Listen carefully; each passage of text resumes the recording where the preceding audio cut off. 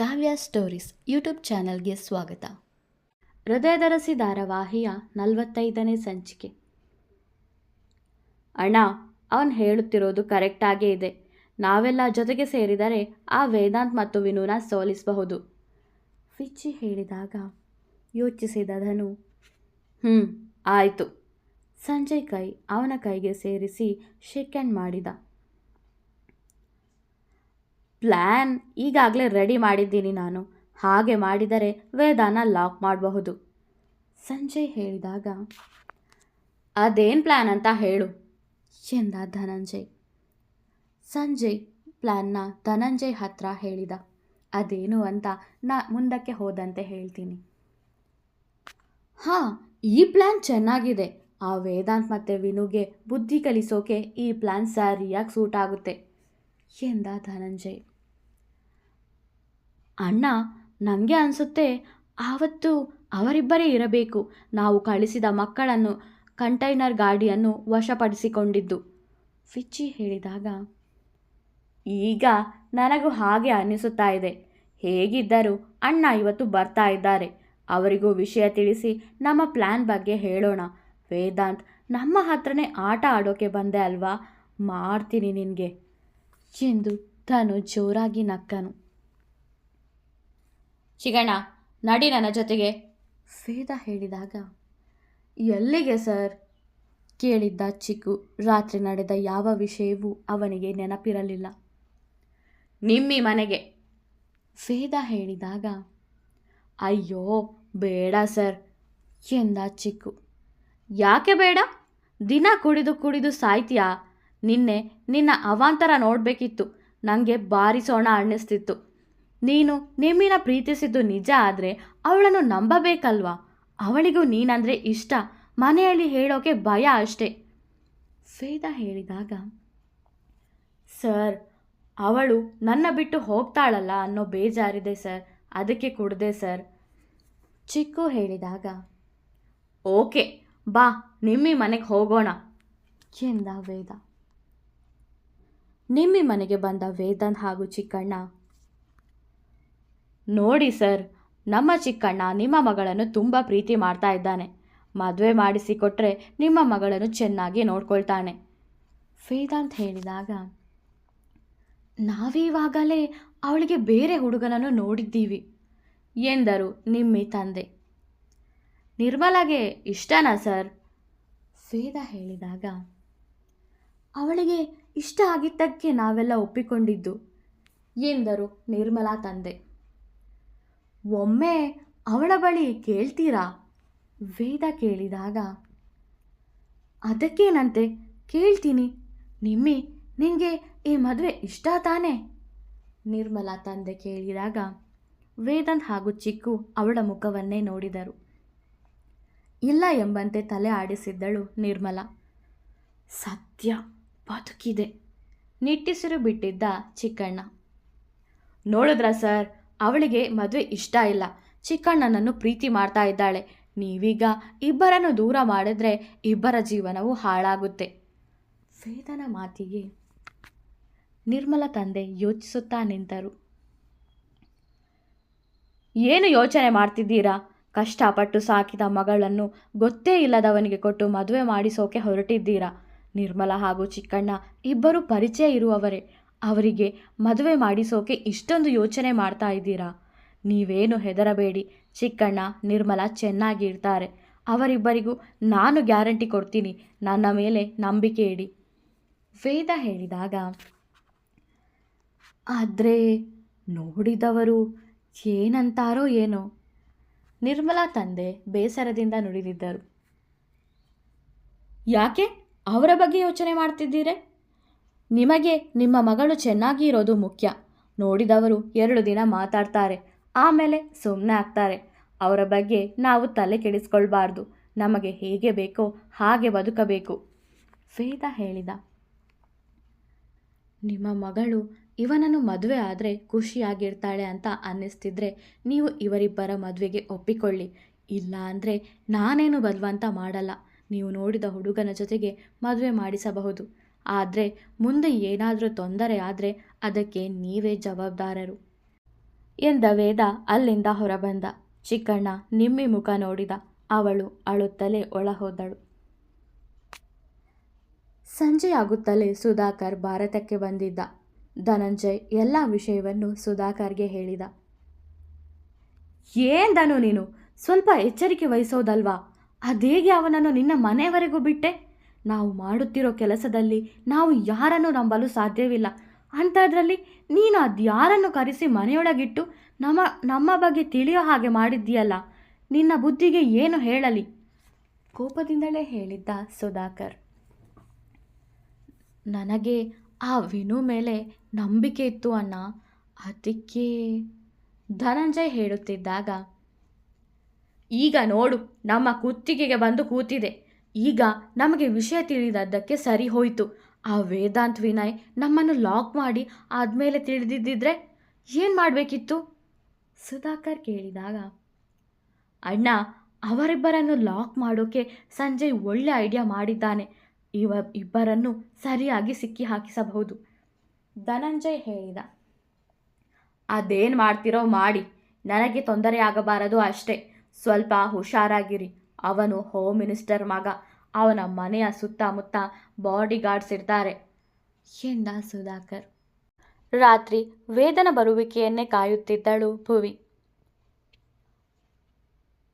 ಭುವಿ, ಇಲ್ಲೋಡು ಏನು ತಂದಿದ್ದೀನಿ ಅಂತ ಚಿನ್ನುತ್ತಾ ಬಂದ ವೇದ. ಏನದು? ಭುವಿ ಕೇಳಿದಾಗ, ಹನಿಮೂನ್ ಟಿಕೆಟು ಎಂದ ವೇದ. ಏನು? ಆಶ್ಚರ್ಯದಿಂದ ಕೇಳಿದ್ದಳು ಭುವಿ.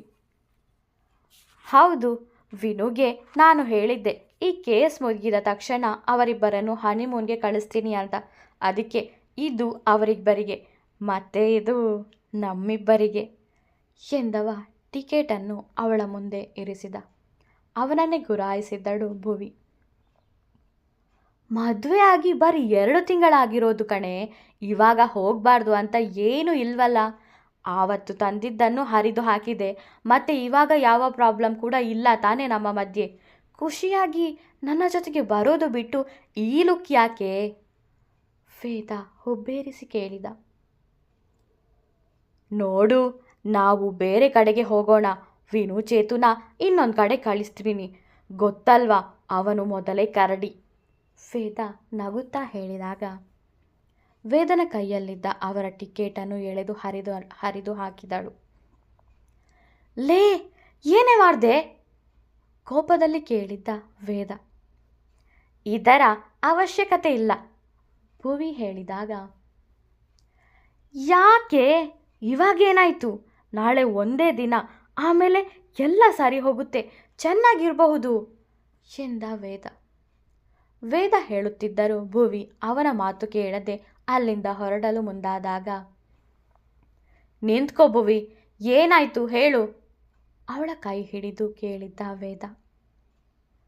ವೇದ, ವಿನು ಮತ್ತು ಚೇತು ಹೋಗಿ ಬರಲಿ ಎಂದಳವಳು. ನಾವ್ಯಾಕೆ ಹೋಗೋದು ಬೇಡ? ಮತ್ತೆ ಪ್ರಶ್ನಿಸಿದ್ದ ವೇದ. ನಾಚಿದವಳು ತಲೆ ತಗ್ಗಿಸಿದ್ದಳು. ಲೇ, ಮತ್ತೆ ಏನಾಯ್ತೆ? ಇವಾಗ ಯಾವ ಡಾಕ್ಟರ್ ಏನಂದ್ರು? ವೇದ ಕೇಳಿದಾಗ ವೇದ ಅವಳು ಕರೆದಿದ್ದಳು. ಹೇಳು, ಏನಾಯಿತು? ವೇದ ಕೇಳಿದ. ವೇದ ಮತ್ತೆ ಕರೆದಿದ್ದಳು. ಹೇಳೆ, ಅವನು ಕೋಪದಿಂದಲೇ ಕೇಳಿದ್ದ. ವೇದ ಮತ್ತೆ ಅವಳು ಕರೆದಾಗ, ಇವಾಗ ಹೇಳಲಿಲ್ಲ ಅಂದರೆ ಸರಿಯಾಗಿ ಒದೆ ತಿಂತೀಯ ನನ್ನಿಂದ. ಹೇಳು, ಮತ್ತೆ ಏನಾಯಿತು? ಕೋಪದಲ್ಲಿ ಕೇಳಿದ್ದ ವೇದ. ಅದು ನೀನು ಅಪ್ಪ ಆಗ್ತಾ ಇದ್ದೀಯ ಎಂದವಳು ಅವನನ್ನು ತಬ್ಬಿಕೊಂಡಳು. ನಿಜವಾಗ್ಲೂ? ಆಶ್ಚರ್ಯದ ಜೊತೆಗೆ ಸಂತೋಷವೂ ಆಗಿತ್ತು ಅವನಿಗೆ. ಹಾಂ, ಅವಳು ಹೇಳಿದಾಗ, ಚಿನ್ನ, ಎಷ್ಟು ಒಳ್ಳೆ ಸುದ್ದಿ ಹೇಳಿದೆಯೇ. ನನಗಂತೂ ಸಂತೋಷ ತಡ್ಕೊಳ್ಳೋಕ್ಕೆ ಆಗ್ತಾ ಇಲ್ಲ. ಐ ಆಮ್ ಸೋ ಹ್ಯಾಪಿ ಎಂದವ ಮುತ್ತಿನ ಸುರಿಮಳೆಯನ್ನೇ ಸುರಿಸಿ ಗಟ್ಟಿಯಾಗಿ ಅಪ್ಪಿದ. ಅವಳು ಕೂಡ ಅವನನ್ನು ಅಪ್ಪಿದ್ದಳು. ಅವನೇ ಅವಳಿಗೆ ಊಟ ಮಾಡಿಸಿ ತನ್ನೆದೆ ಮೇಲೆ ಮಲಗಿಸಿದ. ಜಾನು, ಆ ವಿನುನ ಮರೆತು ಬಿಡು. ಅವನು ಒಳ್ಳೆಯವನಲ್ಲ. ನಮ್ಮನ್ನು ಅರೆಸ್ಟ್ ಮಾಡೋಕೆ ಬಂದಿರೋ ಪೊಲೀಸ್ ಡಿಪಾರ್ಟ್ಮೆಂಟ್ನವನು. ಸುಳ್ಳು ಹೇಳಿ ಅವನು ಇಲ್ಲಿಗೆ ಬಂದಿರುವುದು. ನೀನು ಅವನನ್ನು ಬಿಟ್ಟು ಬೇರೆ ಯಾರನ್ನಾದರೂ ಪ್ರೀತಿಸು. ನಾನೇ ಮುಂದೆ ನಿಂತು ಮದುವೆ ಮಾಡಿಸುವೆ. ಧನು ಜಾನುನ ಸಮಾಧಾನಪಡಿಸುತ್ತಿದ್ದ. ಅಣ್ಣ, ಅವನಂದರೆ ನನಗೆ ತುಂಬ ಇಷ್ಟ, ಜಾನು ಹೇಳಿದಾಗ, ಅವನಿಗೆ ಈಗಾಗಲೇ ಮದುವೆ ಆಗಿದೆ. ಅವನು ನಮ್ಮ ಜೊತೆಗೆ ಬರೀ ಕೆಲಸದ ವಿಷಯವಾಗಿ ಇರುವುದು. ಅವನನ್ನು ಮರೆತು ಬಿಡು. ನಾಳೆ ಅವನಿಗೂ ಅವನ ಫ್ರೆಂಡ್ ಆ ಇನ್ಸ್ಪೆಕ್ಟರ್ ವೇದಾಂತ್ಗೂ ಸರಿಯಾಗಿ ಪಾಠ ಕಲಿಸುತ್ತೇವೆ, ಧನಂಜಯ್ ಹೇಳಿದಾಗ, ಆದರೂ ನನಗೆ ಅವನನ್ನು ಮರೆತು ಬದುಕುವುದು ಕಷ್ಟ. ಪ್ರಯತ್ನ ಪಡ್ತೀನಿ. ನನಗೆ ಅವನಿಗಿಂತ ನೀನು ಮುಖ್ಯ ಅಣ್ಣ, ಜಾನು ಹೇಳಿದಾಗ, ನನ್ನ ಮುದ್ದು ತಂಗಿ ನೀನು. ಅಣ್ಣನ ಮಾತಿಗೆ ಒಪ್ಪಿದ್ದಕ್ಕೆ ಥ್ಯಾಂಕ್ಸ್ ಪುಟ್ಟ, ಎಂದು ಧನು ಅವಳನ್ನು ಲಘುವಾಗಿ ಅಪ್ಪಿದ್ದ. ಸೂರ್ಯನ ಕಿರಣ ಭೂಮಿಯನ್ನು ಸ್ಪರ್ಶಿಸಿತ್ತು. ಸ್ವಲ್ಪ ತಿನ್ನು ಚಿನ್ನ, ವೇದ ಭುವಿಗೆ ಪಲಾವ್ ತಿನ್ನಿಸುತ್ತಾ ಇದ್ದ. ಬೇಡ ವೇದ, ನನಗೆ ವಾಮಿಟ್ ಬಂದ ಹಾಗಾಗುತ್ತೆ, ಎನ್ನುತ್ತಿದ್ದಳು ಭುವಿ. ಸ್ವಲ್ಪ ತಿನ್ನು ಚಿನ್ನ, ಮುದ್ದು ಮಾಡುತ್ತಾ ತಿನ್ನಿಸುತ್ತಿದ್ದ ವೇದ. ಭುವಿ, ತಗೋ ಈ ಹಾಲು, ಕೇಸರಿ ಹಾಕಿದೆ. ನನ್ನ ಮೊಮ್ಮಗು ಕೆಂಪು ಕೆಂಪಾಗಿರಬೇಕು, ಅದಕ್ಕೆ ತಗೋ ಇದನ್ನು ಕೊಡಿ. ಶಾಂಭವಿ ಕೂಡ ಅವಳಿಗೆ ತಿನ್ನಿಸುತ್ತಿದ್ದರು. ಅತ್ತಿಗೆ, ಅದನ್ನು ಆಮೇಲೆ ಕುಡಿಲಿ. ತಗೋ ಭುವಿ, ನಾನು ನಿನಗೋಸ್ಕರ ಬಾದಾಮಿ ಹಾಲು ಮಾಡ್ಕೊಂಡು ಬಂದಿದ್ದೀನಿ, ಇದನ್ನು ಕುಡಿ, ಎಂದು ಕೊಟ್ಟರು ಸುಧಾ. ಸುಧಾ, ಮೊದಲು ನಾನು ತಂದಿದ್ದು ಕೇಸರಿ ಹಾಲು, ಮೊದಲು ನಂದು ಕುಡೀಲಿ, ಶಾಂಭವಿ ಹೇಳಿದಾಗ, ಇಲ್ಲ, ಮೊದಲು ನಾನು ತಂದಿರೋ ಬಾದಾಮಿ ಹಾಲು ಕುಡಿ, ಎಂದರು ಸುಧಾ. ಅವಳು ಮೊದಲು ಮನೆಗೆ ಸೊಸೆಯಾಗಿ ಬಂದಾಗ ತಿರಸ್ಕರಿಸಿ ನೋಡುತ್ತಿದ್ದವರೆಲ್ಲ ಈಗ ಅವಳೆಂದರೆ ಪ್ರಾಣ ಬಿಡುತ್ತಿದ್ದರು. ಇದನ್ನೆಲ್ಲ ನೋಡಿದ ಚಂದ್ರಶೇಖರ್ ತುಂಬ ಖುಷಿಪಟ್ಟರು. ವೇದ, ಇವಳನ್ನು ಹಾಸ್ಪಿಟಲ್ಗೆ ಕರ್ಕೊಂಡು ಹೋಗಬೇಕಿತ್ತಲ್ಲ, ಶಾಂಭವಿ ಕೇಳಿದಾಗ, ಈಗ ಆಗಲ್ಲ, ಸಂಜೆ ಬರ್ತೀನಿ. ಇವತ್ತು ವಿನು ಹೋಗಿರೋ ಕೆಲಸ ಕಂಪ್ಲೀಟ್ ಆಗುತ್ತೆ, ಅವನ ಜೊತೆಗೆ ಇರಬೇಕು ನಾನು, ಎಂದ ವೇದ. ಪ್ರೇರಣಾ 10 ಗಂಟೆಗೆ ಅಪಾಯಿಂಟ್ಮೆಂಟ್ ಕೊಟ್ಟಿದ್ದಾಳೆ. ನಾನು ಚೇತು ಹೋಗ್ತೀವಿ, ಭುವಿ ಹೇಳಿದಾಗ, ಸರಿ ಆಯಿತು, ಹುಷಾರು, ಎಂದ ವೇದ. ನೀನೇನು ಹೆದರಬೇಡ ವೇದ, ಅವರಿಬ್ಬರ ಜೊತೆಗೆ ನಾವು ಹೋಗ್ತೀವಿ, ಎಂದರು ಸುಧಾ. ಸರಿ ಆಯಿತು, ನನಗೆ ತುಂಬ ಖುಷಿ ಆಗ್ತಾ ಇದೆ, ನೀವೆಲ್ಲರೂ ಅವಳ ಜೊತೆಗೆ ಇರ್ತೀರಿ ಅಂತ, ವೇದ ಹೇಳಿದಾಗ, ಅವಳು ನನ್ನ ಸೊಸೆ, ನಾನು ಅವಳ ಜೊತೆಗೆ ಇರದೇ ಇರ್ತೀನಾ, ಶಾಂಭವಿ ಹೇಳಿದರು. ಅತ್ತಿಗೆ, ನಿಮ್ಮ ಸೊಸೆ ಅಷ್ಟೇ, ನನ್ನ ಮಗಳು ಇವಳು, ಅವಳ ಜೊತೆಗೆ ನಾನು ಯಾವಾಗಲೂ ಇರುತ್ತೇನೆ, ಎಂದರು ಸುಧಾ. ನಿಟ್ಟುಸಿರು ಬಿಟ್ಟ ವೇದ. ನಾನಿನ್ನು ಹೊರಡ್ತೀನಿ, ಎಂದವ ಮನೆಯಿಂದ ಹೊರಟ. ವಿನು, ಹೊರಡಿ ಆಯ್ತಾ, ಹಾಲ್ಗೆ ಹೋಗೋಕ್ಕೆ ಇನ್ನು ಸ್ವಲ್ಪ ಟೈಮ್ ಮಾತ್ರ ಇರೋದು, ಎನ್ನುತ್ತಾ ಕಾಫಿ ತಂದು ಕೊಟ್ಟರು ಧನಂಜಯ್. ಅಯ್ಯೋ, ನೀವ್ಯಾಕೆ ಕಾಫಿ ತರೋಕ್ಕೆ ಹೋದ್ರಿ, ನಾನೇ ಬರ್ತಿದ್ನಲ್ಲ, ವಿನು ಹೇಳಿದಾಗ, ಮುಂದೆ ನನ್ನ ಭಾವ ಆಗೋನು ನೀನು, ನಿನ್ನ ಸೇವೆ ಮಾಡಿದರೆ ಏನೂ ತಪ್ಪಿಲ್ಲ, ಎಂದದನ್ನು ವ್ಯಂಗ್ಯವಾಗಿ ನಗುತ್ತಾ. ಇವನ್ಯಾಕೆ ಹೀಗೆ ನಗ್ತಾ ಇದ್ದಾನೆ, ಮನಸ್ಸಲ್ಲೇ ಮಾತಾಡಿದ ವಿನು ಕಾಫಿ ತೆಗೆದುಕೊಂಡು ಕುಡಿಯಲು ಪ್ರಾರಂಭಿಸಿದ. ಕುಡಿ ವಿನು, ಕುಡಿ, ನಿನಗೆ ಇದೆ ಇವತ್ತು, ನಿನ್ನ ಜೊತೆಗೆ ಆ ನಿನ್ನ ಫ್ರೆಂಡ್ಗೂ ಇದೆ, ವಿನು ಕುಡಿಯುತ್ತಿರುವುದನ್ನೇ ನೋಡುತ್ತಾ ಹೇಳಿದ್ದ ಧನು. ಥ್ಯಾಂಕ್ಸ್ ಅಣ್ಣ, ಎಂದವ ಕಾಫಿ ಕಪ್ ಅನ್ನು ಕೆಳಗೆ ಇಟ್ಟ. ಬೇಗ ರೆಡಿಯಾಗು ವಿನು, ಜಾನು ಆವಾಗಲೇ ತಯಾರಾಗಿದ್ದಾಳೆ, ಎಂದ ಧನು.